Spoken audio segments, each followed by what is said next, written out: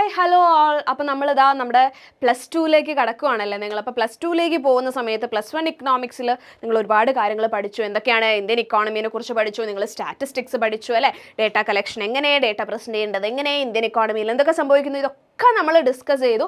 All set ആയിട്ടുണ്ട്. അപ്പോൾ ഇനി നിങ്ങൾ എന്താണ്, നിങ്ങൾ +2ലേക്ക് കടക്കുകയാണ്. അപ്പോൾ +2ലേക്ക് കടക്കുന്ന സമയത്ത് +2ൽ നമുക്ക് എന്തൊക്കെയാണ് പഠിക്കാനുള്ളത്? അപ്പോൾ ഏകദേശം ഒരു ഐഡിയ ആദ്യം കിട്ടണമല്ലേ. നമ്മൾ കംപ്ലീറ്റ് ആയിട്ട് നമ്മൾ പഠിക്കാനായിട്ട് ചെല്ലുന്നതിന് മുൻപ് നമുക്കൊരു ഐഡിയ വേണ്ടേ എന്തൊക്കെയാണ് നമ്മളിനി പഠിക്കാൻ പോകുന്നത്. അപ്പോൾ +2 ഇക്കണോമിക്സിൽ നിങ്ങളുടെ ഒരു സബ്ജക്റ്റ് ഇൻട്രൊഡക്ഷൻ വീഡിയോ ആണ് മെസ്സേജ് ചെയ്യുന്നത്. ഓക്കെ, അപ്പോൾ ഇവിടെ നമ്മൾ എന്താണ് +2 ഇക്കണോമിക്സിൽ നിങ്ങൾക്ക് എന്തൊക്കെയാണ് പഠിക്കാനുള്ളത് എന്നാണ് പറയുന്നത്. അപ്പോൾ +2 ഇക്കണോമിക്സിൽ മെയിനായിട്ട് നിങ്ങൾക്ക് 2 ടെക്സ്റ്റ് ബുക്സ് വരുന്നുണ്ട്. ഒന്ന് മാക്രോ മൈക്രോ. നിങ്ങൾ +1ൽ ഇന്ത്യൻ ഇക്കോണമി ആൻഡ് സ്റ്റാറ്റി പഠിച്ചതുപോലെ +2ലേക്ക് എത്തുമ്പോൾ നിങ്ങൾക്ക് 2 ടെക്സ്റ്റ് ബുക്സ് തന്നെ വരുന്നുണ്ട്. അതൊന്ന് എന്താണ്, മാക്രോ ആണ്, ഒന്ന് മൈക്രോ ആണ്. ഓക്കെ, അപ്പോൾ അങ്ങനെ നമ്മൾ നോക്കുന്ന സമയത്ത് നമ്മൾ ഫസ്റ്റ് നമ്മളിവിടെ പറയുന്ന മൈക്രോ ഇക്കണോമിക്സ് ആണ് കേട്ടോ. മൈക്രോ ഇക്കണോമിക്സിൽ നിങ്ങൾക്ക് എന്തൊക്കെയാണ് പഠിക്കാനുള്ളത്? മൈക്രോ എന്ന് പറഞ്ഞു കഴിഞ്ഞാൽ നിങ്ങൾ കേട്ടില്ലേ, വളരെ ചെറുത് അല്ലേ, ചെറുതായിട്ട് എന്നുള്ള ആ ഒരു വേർഡ് മീനിങ് അങ്ങനെയല്ലേ വരുന്നത്, ഏകദേശം അതുപോലെ തന്നെയാണ്. അതായത് നമ്മൾ ജനറൽ ആയിട്ടുള്ള കാര്യങ്ങൾ വിട്ടിട്ട് ഇൻഡിവിജ്വൽ ആയിട്ടുള്ള കാര്യങ്ങളിലേക്ക് ഫോക്കസ് ചെയ്തുകൊണ്ട് പോകുന്നതാണ് ഈ മൈക്രോ ഇക്കണോമിക്സിൽ, ഇക്കോണമി റിലേറ്റഡ് ആയിട്ട് കേട്ടോ. അപ്പോൾ അവിടെ ഫസ്റ്റ് നിങ്ങൾക്ക് അതിൻ്റെ ഇൻട്രൊഡക്ഷൻ ചാപ്റ്റർ ഉണ്ട്. ഇൻട്രൊഡക്ഷൻ ചാപ്റ്ററിൽ എന്താണ് മൈക്രോ ഇക്കണോമിക്സ്, അതിനെ കൊണ്ട് എന്താ ഉദ്ദേശിക്കണേ, അതിൻ്റെ ഇമ്പോർട്ടൻസ് എത്രത്തോളം ഉണ്ട് എന്നുള്ള കാര്യങ്ങളൊക്കെ നിങ്ങൾക്ക് ഇവിടെ ഈ ഒരു ഇൻട്രൊഡക്ഷൻ ചാപ്റ്ററിൽ മിസ് പറഞ്ഞു തരുന്നതായിരിക്കും. പിന്നെ എന്താണ് നമുക്ക് വരുന്നത്? പിന്നെ നമുക്ക് വരുന്ന theory of consumer behaviour. Okay, theory of consumer behaviour എന്ന് പറയുന്നതാണ് സെക്കൻഡ് ചാപ്റ്റർ വരുന്നത്. സെക്കൻഡ് ചാപ്റ്ററിലേക്ക് വരുന്ന സമയത്ത് നമ്മൾ മൈക്രോ ഇക്കണോമിക്സ് എന്ന് പറയുമ്പോൾ ഇൻഡിവിജ്വൽസിൻ്റെ ബൈയിങ് ബിഹേവിയർ എങ്ങനെയാണ്, ഏത് രീതിയിലാണ് അവർ ഡിസിഷൻസ് എടുക്കുന്നത്, പർച്ചേസിങ് ഡിസിഷൻസ് എടുക്കുന്നത് എന്നുള്ള കാര്യങ്ങളിൽ നമ്മൾ ഫോക്കസ് ചെയ്യുന്നുണ്ട്. അപ്പം ഇവിടെ നമ്മൾ സെക്കൻഡ് ചാപ്റ്ററിലേക്ക് വരുമ്പോൾ കൺസ്യൂമേഴ്സിൻ്റെ ഒരു ബിഹേവിയർ എങ്ങനെയാണ്, കൺസ്യൂമേഴ്സ് എന്തിനെ ബേസ് ചെയ്തിട്ടാണ് അവർ പർച്ചേസ് ചെയ്യുന്നത്, പർച്ചേസിങ് ബിഹേവിയർ എങ്ങനെ പോകുന്നു എന്നുള്ള കാര്യങ്ങൾ ഡീറ്റെയിൽഡ് ആയിട്ട് വളരെ ഇൻട്രസ്റ്റിംഗ് ആയിട്ടുള്ള ഒരു ചാപ്റ്റർ ആട്ടോ. തിയറി ഓഫ് കൺസ്യൂമർ ബിഹേവിയർ ഡിമാൻഡും സപ്ലൈയും ഒക്കെ വെച്ചിട്ട് നമ്മൾ സംസാരിക്കും അവിടെ. പിന്നെ അതിനുശേഷം എന്ത് വരുന്നുണ്ട്? അടുത്തതായിട്ട് നമുക്ക് പ്രൊഡക്ഷൻ ആൻഡ് കോസ്റ്റ് എന്ന് പറയുന്നതാണ് എന്ത്, നമ്മുടെ തേർഡ് ചാപ്റ്റർ വരുന്നത്. Production and cost. Production and കോസ്റ്റിൽ നമ്മൾ പറയുന്നത് ഈ പറയുന്നത് പോലെ ആവറേജ് കോസ്റ്റ്, ടോട്ടൽ കോസ്റ്റ് എന്ന് പറയുന്ന പല എലമെൻറ്റ്സ് വരുന്നുണ്ടല്ലോ. അതായത് നമ്മളൊരു പ്രോഡക്റ്റ്, ഈ ഒരു പെന്ന് നിങ്ങൾ പ്രൊഡക്ഷൻ ചെയ്യുമ്പോൾ ഈ പെന്നിൻ്റെ പ്രൊഡക്ഷന് വേണ്ടിയിട്ട് നിങ്ങൾക്ക് വരുന്ന ടോട്ടൽ കോസ്റ്റ് പല കാര്യങ്ങളും ഉണ്ടാവും അല്ലേ. നിങ്ങൾക്ക് ഫിക്സഡ് കോസ്റ്റ് ഉണ്ടായിരിക്കും. ഫിക്സഡ് കോസ്റ്റ് എന്ന് പറഞ്ഞു കഴിഞ്ഞാൽ ഈ ഒരു പെന്ന് നിങ്ങൾ ഒരു പെന്ന് പ്രൊഡ്യൂസ് ചെയ്താലും 10 പെന്ന് പ്രൊഡ്യൂസ് ചെയ്യുകയാണെങ്കിലും അതിനുപയോഗിക്കുന്ന മെഷീനറി, ചിലപ്പം 10 പെന്ന് പ്രൊഡ്യൂസ് ചെയ്യാൻ ഒരു പെന്ന് പ്രൊഡ്യൂസ് ചെയ്യാൻ ഒരു മെഷീനറി തന്നെ ആയിരിക്കും ഉപയോഗിക്കുക. അപ്പോൾ ആ മെഷീനറിൻ്റെ എക്സ്പെൻസ് വരുന്ന ഫിക്സഡാണ്, അതെപ്പോഴും അങ്ങനെ തന്നെ ഉണ്ടായിരിക്കും. അതേസമയം നിങ്ങൾ ഒരു പെന്നെ പ്രൊഡ്യൂസ് ചെയ്യുന്നുള്ളൂ എങ്കിൽ ഇതിൻ്റെ ഈ പെന്നിൻ്റെ ഈ ഷെല്ലൊക്കെ ഇല്ലേ ഇതായി ഉണ്ടാക്കുന്ന ഈ ഒരു റോ മെറ്റീരിയൽസ് ഉണ്ടല്ലോ, ഇത് ഈ ഒരു പെന്നിൻ്റെ മാത്രം മതി. 10 പെന്ന് പ്രൊഡ്യൂസ് ചെയ്യണേ 10 പെന്ന് ഉണ്ടാക്കാനുള്ള റോ മെറ്റീരിയൽസ് കൂടുതൽ എക്സ്ട്രാ വേണം അല്ലേ. അപ്പോൾ അത് ചേഞ്ച് ആയിക്കൊണ്ടിരിക്കും. നമ്മൾ എത്ര ക്വാണ്ടിറ്റി പ്രൊഡ്യൂസ് ചെയ്യുന്നു എന്നുള്ളതിനനുസരിച്ച് അത് ചേഞ്ച് ആയിക്കൊണ്ടിരിക്കും. സോ അത്തരത്തിൽ കോസ്റ്റിൻ്റെ പല ക്ലാസിഫിക്കേഷൻസും കാര്യങ്ങളൊക്കെ നമ്മൾ ഈ പറയുന്നത് പോലെ പ്രൊഡക്ഷൻ ആൻഡ് കോസ്റ്റിൽ നമ്മൾ ഡിസ്കസ് ചെയ്യുന്നുണ്ട്. പിന്നെ വരുന്നത് എന്താണ്? തിയറി ഓഫ് ഫേം ഉണ്ട്, പെർഫെക്റ്റ് കോമ്പറ്റീഷൻ. പെർഫെക്റ്റ് കോമ്പറ്റീഷൻ എന്ന് പറയുമ്പോൾ തന്നെ നമ്മൾ മാർക്കറ്റിലേക്കാണ് നോക്കുന്നത്. മാർക്കറ്റിൽ നോക്കുന്ന സമയത്ത് കമ്പനീസിൻ്റെ ഇപ്പോൾ പല ഫേംസും ഉണ്ടായിരിക്കും. അവരൊക്കെ എങ്ങനെയാണ് അവിടെ മാർക്കറ്റിൽ എന്താണ് സിറ്റുവേഷൻ, അതിൻ്റെ ഡിമാൻഡ് എത്രത്തോളം ഉണ്ട്, അതിനനുസരിച്ച് എങ്ങനെ കമ്പനീസിന് നിലനിന്ന് പോകാൻ പറ്റുന്നുണ്ടോ. അപ്പം മാർക്കറ്റ് സിറ്റുവേഷൻസിന് നമ്മൾ പെർഫെക്റ്റ് കോമ്പറ്റീഷൻ എന്ന് പറയാം, മൊണോപ്പൊളി എന്ന് പറയാം, അങ്ങനെ ഡിഫറെൻ്റ് ആയിട്ടുള്ള കാര്യങ്ങളുണ്ട്. അതിൽ പെർഫെക്റ്റ് കോമ്പറ്റീഷൻ എന്ന് പറയുന്ന സിറ്റുവേഷനെ കുറിച്ച് ഡീറ്റെയിൽഡ് ആയിട്ട് നമ്മൾ ഈ ഒരു ചാപ്റ്ററിൽ പഠിക്കുന്നുണ്ട്. പെർഫെക്റ്റ് കോമ്പറ്റീഷനും വളരെ ഇൻട്രസ്റ്റിംഗ് ആയിട്ടുള്ള ഒരു ചാപ്റ്റർ ആട്ടോ. ഒരുപാട് ക്വസ്റ്റ്യൻസ് വരുന്നത്. അപ്പം നമ്മൾ പെർഫെക്റ്റ് കോമ്പറ്റീഷനൊക്കെ എന്ന് പറഞ്ഞാൽ ഡെഫിനറ്റ്ലി ക്വസ്റ്റ്യൻസ് ആ ഒരു ഏരിയയിൽ എക്സാമിന് വന്നിരിക്കും. ആൻഡ് പഠിക്കാനും വളരെ സുഖമാണ് മക്കളെ. പിന്നെ ഈ പറയുന്ന പോലെ പ്രൊഡക്ഷൻ ആൻഡ് കോസ്റ്റിലും theory of firm and perfect കോമ്പറ്റീഷനിലൊക്കെയാണ് നിങ്ങൾക്ക് കൂടുതലും ഗ്രാഫ് വരുന്നത്. പക്ഷേ അതൊന്നും പേടിക്കേണ്ട, ഗ്രാഫൊക്കെ സെറ്റാക്കിയിട്ട് നമുക്ക് പഠിക്കാനായിട്ട് പറ്റും. അതിനുള്ള കാര്യങ്ങളൊക്കെ മിസ് സെറ്റാക്കിയിട്ടുണ്ട്. സുഖമായിട്ട് പഠിച്ചെടുക്കാനായിട്ട് പറ്റും, അത് ആലോചിച്ച് പേടിക്കേണ്ട. പക്ഷേ കുറച്ചും കൂടി ഒരു ഇൻട്രസ്റ്റിംഗ് ആയിട്ട് നിങ്ങൾക്ക് പഠിക്കാൻ പറ്റിയിട്ടുള്ളൊരു കാര്യങ്ങളാണ് ഈ പറയുന്ന മാക്രോയിലും മൈക്രോയിലും വരുന്നത്. പിന്നെ എന്താണ് വരുന്നത്? നമുക്ക് മാർക്കറ്റ് ഇക്വിലിബ്രിയം എന്ന് പറഞ്ഞിട്ട് വരുന്നുണ്ട്. മാർക്കറ്റ് ഇക്വിലിബ്രിയം അതായത് നമുക്കറിയാം മാർക്കറ്റിൽ എന്താണ് നമ്മുടെ പർച്ചേസും സെയിൽസും ഒക്കെ നടക്കുന്നുണ്ട്. അതായത് ഡിമാൻഡ് വരുന്നുണ്ട്. ഇപ്പോൾ ഒരു പ്രോഡക്റ്റ് ആണ്, ആ പ്രോഡക്റ്റിനുള്ള ഡിമാൻഡ് മാർക്കറ്റിൽ നിന്ന് വരുമ്പോൾ അതിനനുസരിച്ച് സപ്ലൈ കൊടുക്കുന്നുണ്ട് അല്ലേ. അപ്പോൾ ഇക്വിലിബ്രിയം എന്ന് പറയുന്ന ഒരു സിറ്റുവേഷൻ നമ്മൾ എന്താ പറയുന്നത്? അതായത് പ്രോഫിറ്റും ഇല്ല ലോസും ഇല്ല. അതായത് ഈക്വലായിട്ട് നമ്മൾ എത്ര ഡിമാൻഡ് ഇങ്ങോട്ടേക്ക് വരുന്നുണ്ടോ, എത്ര ആൾക്കാർ ഇങ്ങോട്ടേക്ക് പ്രോഡക്റ്റിന് വേണ്ടി, എത്ര പേര്, ഒരു 10 പേര് സാധനം വാങ്ങിക്കാൻ വേണ്ടി ഞങ്ങൾക്ക് വേണമെന്ന് പറഞ്ഞ് വന്നിട്ടുണ്ടെങ്കിൽ ആ 10 പേർക്കും കൃത്യം 10 എണ്ണം നമുക്ക് നമ്മുടെ കയ്യിലുണ്ട് അവർക്ക് സെല് ചെയ്യാനെങ്കിൽ അതിനെ നമ്മൾ എന്ത് പറയുന്നു? ഇക്വിലിബ്രിയം സിറ്റുവേഷൻ എന്ന് പറയുന്നു. ഡിമാൻഡും സപ്ലൈയും ഈക്വൽ ആയിരിക്കുന്നു. അല്ലെങ്കിൽ നമുക്ക് പ്രോഫിറ്റും ലോസും ഒന്നും ഇല്ലാതെ ആക്ച്വൽ നമ്മളെ കോസ്റ്റും നമ്മുടെ വരുമാനവും ഈക്വൽ ആയിരിക്കുന്നു എന്നൊക്കെ പറയുന്ന സിറ്റുവേഷൻസ് നമ്മൾ ഇക്വിലിബ്രിയം എന്ന് പറയും. അപ്പം മാർക്കറ്റ് ഇക്വിലിബ്രിയത്തിനെ കുറിച്ച് നമ്മൾ എന്ത് ചെയ്യുന്നുണ്ട്, പഠിക്കുന്നുണ്ട്. ഒരു ചാപ്റ്റർ തന്നെ ഉണ്ട് കേട്ടോ നമുക്ക്. ഓക്കെ, അപ്പോൾ ഇത്രയുമാണ് നമ്മുടെ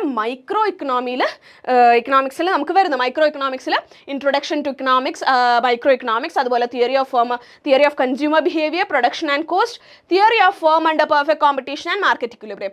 അപ്പോൾ എത്ര ചാപ്റ്റേഴ്സ് ആണ് നമുക്ക് വരുന്നത്? 5 ചാപ്റ്റേഴ്സ് എന്ത് വരുന്നുണ്ട്, മൈക്രോ ഇക്കണോമിക്സിൽ വരുന്നുണ്ട്. ഇനി നമ്മൾ അടുത്ത് നോക്കിക്കഴിഞ്ഞാലോ നമുക്ക് നോക്കാനുള്ളത് മാക്രോ ആണ് അല്ലേ. മാക്രോ ഇക്കണോമിക്സിലേക്ക് നമ്മൾ വന്നു കഴിഞ്ഞാൽ അതായത് കുറച്ചും കൂടി ജനറൽ വ്യൂ ആണ് അല്ലേ. നമ്മൾ നാഷണൽ ഇൻകം, നമ്മുടെ ഇന്ത്യയുടെ മൊത്തത്തിലുള്ള നാഷണൽ ഇൻകം എങ്ങനെ നമ്മുടെ രാജ്യത്തിൽ, അങ്ങനെയുള്ള രീതിയിലാണ് മാക്രോ ഇക്കണോമിക്സിലെ കാര്യങ്ങൾ പഠിക്കുന്നത്. അപ്പോൾ ഇവിടെയും സ്റ്റാർട്ടിങ്ങിൽ നമ്മൾക്ക് എന്താണ് ഇൻട്രൊഡക്ഷൻ, ഈ പറയുന്ന മാക്രോ ഇക്കണോമിക്സ് എന്താണെന്ന് നിങ്ങൾക്ക് പറഞ്ഞുതരും. കൂടെ ഈ ഫസ്റ്റ് 2 ചാപ്റ്റേഴ്സ് ഉണ്ടല്ലോ, മാക്രോയിലും മൈക്രോയിലും 2 ചാപ്റ്റേഴ്സ് ഉണ്ട്. ഈ 2 ചാപ്റ്റേഴ്സിലും കോമൺ ആയിട്ട് നിങ്ങൾക്ക് പഠിക്കാനുള്ള ഒരു കാര്യം ഈ മാക്രോയും മൈക്രോയും തമ്മിലുള്ള ഡിഫറൻസ് ആണ്. മാക്രോയും മൈക്രോയും തമ്മിൽ എന്താണ് വ്യത്യാസം? മാക്രോ എന്ന് പറയുമ്പോൾ അത് വളരെ ജനറൽ ആയിട്ടാണ്, നമ്മളവിടെ ജനറൽ തിയറീസ് ആണ്. മൈക്രോ എന്ന് പറയുമ്പോൾ അവിടെ ഇൻഡിവിജ്വലിസ്റ്റിക് ആയിട്ടാണ് പോകുന്നത് എന്നുള്ള ബേസിക് ആയിട്ടുള്ള ഒരു കാര്യം മിസ് പറഞ്ഞു എന്നേ ഉള്ളൂ കേട്ടോ. ഡീറ്റെയിൽഡ് ആയിട്ട് കുഞ്ഞു കുഞ്ഞു എക്സാമ്പിൾസ് വെച്ചിട്ട് മിസ് അത് പറഞ്ഞു തന്നിരിക്കും. നിങ്ങൾക്ക് ക്ലാസ്സിലേക്ക് വന്നു കഴിഞ്ഞാൽ എല്ലാവരും നമ്മുടെ ബാച്ചിൽ ജോയിൻ ചെയ്യാം. അപ്പോൾ അത് ഫസ്റ്റ് നമുക്ക് യൂണിറ്റ് വരുന്നുണ്ട്. പിന്നെ നമുക്ക് വരുന്നത് എന്താണ്, നാഷണൽ ഇൻകം അക്കൗണ്ടിങ്. അപ്പോൾ ഞാൻ പറഞ്ഞല്ലോ മാക്രോ എന്ന് പറയുമ്പോൾ അവിടെ നമുക്ക് വരുന്നത് ജനറൽ ആയിട്ടുള്ള കാര്യങ്ങളാണ്. National income, per capital income, ഇങ്ങനെയുള്ള കാര്യങ്ങളൊക്കെ നമ്മൾ ഡിസ്കസ് ചെയ്യുന്നത്. അപ്പോൾ നാഷണൽ ഇൻകം മെഷർമെൻറ്റ് എങ്ങനെ ചെയ്യും, നമ്മളിപ്പോൾ GDP ഒക്കെ ഇല്ലേ, GDP കാൽക്കുലേഷൻ എങ്ങനെ ചെയ്യും എന്നുള്ള കാര്യങ്ങളൊക്കെയാണ് എന്ത് ഈ പറയുന്ന നമ്മുടെ മാക്രോയിൽ സെക്കൻഡ് ചാപ്റ്ററിൽ വരുന്നത്. ഇതും ഈ പറയുന്ന ഈ ചാപ്റ്ററിൽ GDP കാൽക്കുലേഷൻ്റെ മെത്തേഡ്സും കാര്യങ്ങളൊക്കെ എല്ലായ്പ്പോഴും മോസ്റ്റ് ഓഫ് ദ ടൈം നമ്മുടെ എക്സാമിന് എസ്സേ ക്വസ്റ്റ്യൻ ആയിട്ട് കാണാറുണ്ട് കേട്ടോ. പലപ്പോഴായിട്ട് ഒരുപാട് വട്ടം റിപ്പീറ്റഡ് ആയിട്ട്. അപ്പോൾ കഴിഞ്ഞ എക്സാമും അതിന് മുന്നത്തെ എക്സാമും ഒക്കെ എല്ലാ ഇയേഴ്സും കൂടി എടുത്ത് വെച്ച് നോക്കി കഴിഞ്ഞാൽ ഒരുപാട് വന്നിട്ടുണ്ട്. പിന്നെ അത് കഴിഞ്ഞിട്ട് തേർഡ് ചാപ്റ്റർ നമുക്ക് വരുന്ന മണി ആൻഡ് ബാങ്കിങ് ആണ്. മണി ആൻഡ് ബാങ്കിങ് എന്ന് പറഞ്ഞാൽ നമുക്കറിയാം പണ്ട് കാലത്ത് നമ്മുടെ നാട്ടിൽ എന്തായിരുന്നു ഉള്ളത്, ബാർട്ടർ സിസ്റ്റം ആയിരുന്നു ഉള്ളത് അല്ലേ. അതായത് ഇപ്പം മിസ്സിന് ഒരു പെന്ന് വേണമെങ്കിൽ അതിന് പകരം മിസ് അങ്ങോട്ടേക്ക് വേറെ എന്തെങ്കിലും മിസ്സിൻ്റെ കയ്യിൽ കുറച്ച് മിഠായി ഉണ്ട്, ആ മിഠായി കൊടുത്തിട്ടായിരിക്കും പെന്ന് വാങ്ങിക്കുന്നത് അല്ലേ. അതായത് ഒരു സാധനം കിട്ടാൻ മറ്റൊരു സാധനം കൊടുക്കുക എന്നുള്ള രീതിയാണ്. അന്ന് നമുക്ക് ക്യാഷ് ഒന്നുമില്ല, കറൻസി ഒന്നുമില്ല.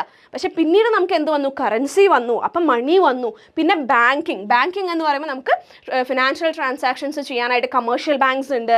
പിന്നെ ഇമ്പോർട്ടൻ്റ് ആയിട്ട് എന്താണ് RBI അല്ലേ, റിസർവ് ബാങ്ക് ഓഫ് ഇന്ത്യ, RBIനെ കുറിച്ച് നമുക്ക് അറിയാനായിട്ടുണ്ട്. അപ്പം ഇങ്ങനെയുള്ള കാര്യങ്ങളൊക്കെയാണ് മണി ആൻഡ് ബാങ്കിങ്ങിൽ നമ്മൾ പഠിക്കുന്നത്. ഇതും ആക്ച്വലി നിങ്ങൾക്ക് കുറച്ചും കൂടി ഇൻട്രസ്റ്റിംഗ് ആയിരിക്കും, നിങ്ങൾക്ക് ഈസി ആയിട്ട് പഠിച്ചെടുക്കാൻ പറ്റും മക്കളെ. കാരണം എന്താണെന്ന് വെച്ച് കഴിഞ്ഞാൽ RBI എന്നൊക്കെ പറയുന്നത് നമ്മൾ എപ്പോഴും കേൾക്കുന്ന കാര്യങ്ങളല്ലേ. അപ്പോൾ അതിനെ പറ്റിയിട്ട് അറിയാമെന്ന് പറയുമ്പോൾ നിങ്ങൾക്ക് അത് ഓർത്ത് വെക്കാനായിട്ട് സാധിക്കും. അത് പറ്റുന്ന രീതിയിൽ തന്നെ മിസ് കറക്റ്റ് പോയിന്റ്സ് ആയിട്ട് മിസ് പറഞ്ഞു തന്നിരിക്കും. പിന്നെ മാക്രോ ഇക്കണോമിക്സിൽ വരുന്നത് എന്തൊക്കെയാണ്, ഇൻകം ഡിറ്റർമിനേഷൻ വരുന്നുണ്ട്.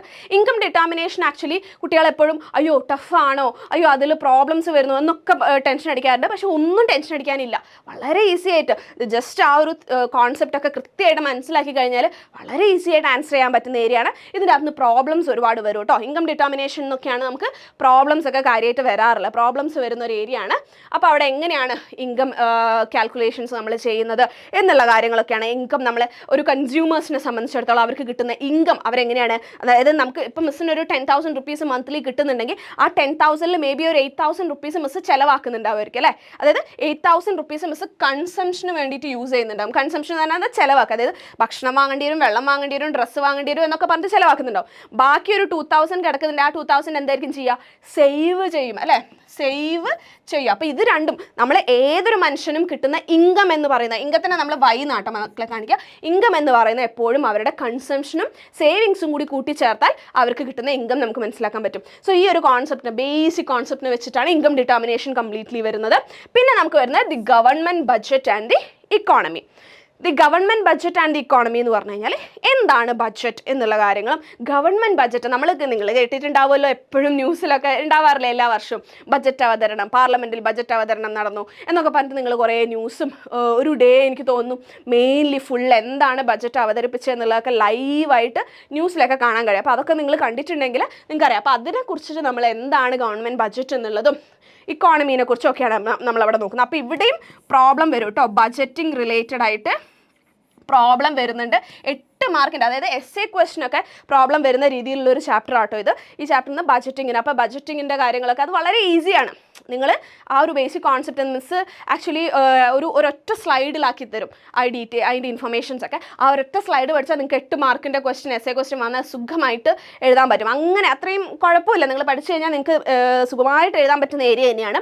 അപ്പോൾ 8 മാർക്കിൻ്റെ പ്രോബ്ലംസ് ഒക്കെ വരുന്ന ഒരു ഏരിയയാണ്. പിന്നെ വരുന്നത് ഓപ്പൺ ഇക്കോണമി, മാക്രോ ഇക്കണോമിക്സിൽ ഓപ്പൺ ഇക്കോണമി എന്ന് പറഞ്ഞുകൊണ്ട്, നമ്മൾ ഓപ്പൺ ഇക്കോണമി എന്ന് പറഞ്ഞാൽ എന്താണ്, അതായത് നമ്മൾ എല്ലാ ഭാഗങ്ങളിലേക്ക്, അതായത് നമ്മളിപ്പോൾ ഈ പറയുന്ന ഒരു അടച്ചു പൂട്ടി വെച്ചിട്ട് ഞങ്ങൾ മാത്രം മതി ഇവിടെ, ഞങ്ങൾക്ക് വേറെ ഒരാളും വേണ്ട എന്ന് പറയാതെ മറ്റുള്ള രാജ്യങ്ങളിൽ നിന്ന് ഇങ്ങോട്ടേക്ക് ഇമ്പോർട്ട് സ്വീകരിക്കുകയും ഇവിടെ നിന്ന് അങ്ങോട്ടേക്ക് എക്സ്പോർട്ട് കൊടുക്കുകയും ഒക്കെ ചെയ്യുന്ന ഒരു സിറ്റുവേഷനിലേക്ക് നമ്മൾ വരണം. അപ്പോൾ അതാണ് ഓപ്പൺ ഇക്കോണമിയെ കുറിച്ചിട്ടുള്ള ഡീറ്റെയിൽഡ് ആയിട്ടുള്ള കാര്യങ്ങൾ ഇവിടെ പറയേണ്ടത്. അപ്പോൾ എങ്ങനെയാണ് നമുക്ക് മാക്രോ ഇക്കണോമിക്സിൽ എത്ര ചാപ്റ്റേഴ്സിൻ്റെ മക്കളെ, മാക്രോ ഇക്കണോമിക്സിൽ നമുക്ക് 6 ചാപ്റ്റേഴ്സ് വരുന്നുണ്ട്. അതുപോലെ തന്നെ മൈക്രോയിൽ നമുക്ക് എന്ത് വരുന്നുണ്ട്, മൈക്രോയിൽ നമുക്ക് 5 ചാപ്റ്റേഴ്സും വരുന്നുണ്ട്. ഓക്കെ, അപ്പോൾ ഇത്രയും നമുക്ക് വരുന്നുണ്ട്. അപ്പോൾ ഈ ചാപ്റ്റേഴ്സ് എല്ലാം തന്നെ വളരെ ഇൻട്രസ്റ്റിംഗ് ആയിട്ട് വളരെ നല്ല രീതിയിൽ മിസ്സ് നിങ്ങൾക്ക് പഠിപ്പിച്ച് തരുന്നതായിരിക്കും. അയ്യോ എന്താണ് സംഭവിച്ചത്, ഓക്കെ, വളരെ ഈസി ആയിട്ട് നിങ്ങൾക്ക് മിസ്സ് പഠിപ്പിച്ച് തരുന്നതായിരിക്കും. സോ എല്ലാവരും എന്ത് ചെയ്യുക, എത്രയും പെട്ടെന്ന് എന്ത് ചെയ്യുക, നമ്മുടെ ബാച്ചിൽ ജോയിൻ ചെയ്യുക. നമ്മൾ ബാച്ച് സ്റ്റാർട്ട് ചെയ്തിട്ടുണ്ട്. നിങ്ങൾക്ക് ബാച്ചിൻ്റെ ഇൻഫർമേഷൻസ് നിങ്ങൾക്ക് ഓൾറെഡി കിട്ടി തുടങ്ങിയിട്ടുണ്ടായിരിക്കും. അപ്പോൾ ബാച്ചിൽ ജോയിൻ ചെയ്ത് കഴിഞ്ഞാൽ കുറച്ചുകൂടെ എക്സ്ക്ലൂസീവ് ആയിട്ടുള്ള നിങ്ങൾക്ക് എന്തൊക്കെയുണ്ട്, റെക്കോർഡഡ് ക്ലാസ്സസ് ഉണ്ടായിരിക്കും, ലൈവ് സെഷൻസ് ഉണ്ടായിരിക്കും, മെറ്റീരിയൽസ് കൃത്യമായിട്ട് തന്നിരിക്കും. പ്രീവിയസ് ഇയർ ക്വസ്റ്റ്യൻസിനെ പറ്റിയൊന്നും ആലോചിച്ച് നിങ്ങൾ പേടിക്കേണ്ട, അത് മൊത്തം നിങ്ങൾക്ക് വേണ്ട രീതിയിൽ നിങ്ങളുടെ കയ്യിലേക്ക് മിസ് എത്തിച്ചു തരുന്നതായിരിക്കും. പിന്നെ എന്തുണ്ട്, നിങ്ങൾക്ക് ചാറ്റ് വിത്ത് ദ ഫാക്കൽറ്റി എന്ന് പറഞ്ഞിട്ട് നമുക്ക് നേരിട്ട് സംസാരിക്കാം, നമുക്കെല്ലാം ഹാൻഡിൽ ചെയ്യാം. ഓക്കെ, മെൻറ്റർഷിപ്പ് ഉണ്ടായിരിക്കും, ഇങ്ങനെ എല്ലാ ഫീച്ചേഴ്സും ഉണ്ട്. അപ്പോൾ നിങ്ങൾ ഒന്നുകൊണ്ടും പേടിക്കണ്ട. അപ്പോൾ എല്ലാവരും എത്രയും പെട്ടെന്ന് നമ്മുടെ ബാച്ചിലേക്ക് ജോയിൻ ചെയ്യുക. So thank you so much, Ranjusha Krishna from Elance tuitions. So thank you മക്കളെ. പിന്നെ മറ്റൊരു വീഡിയോയിൽ വീണ്ടും കാണാം.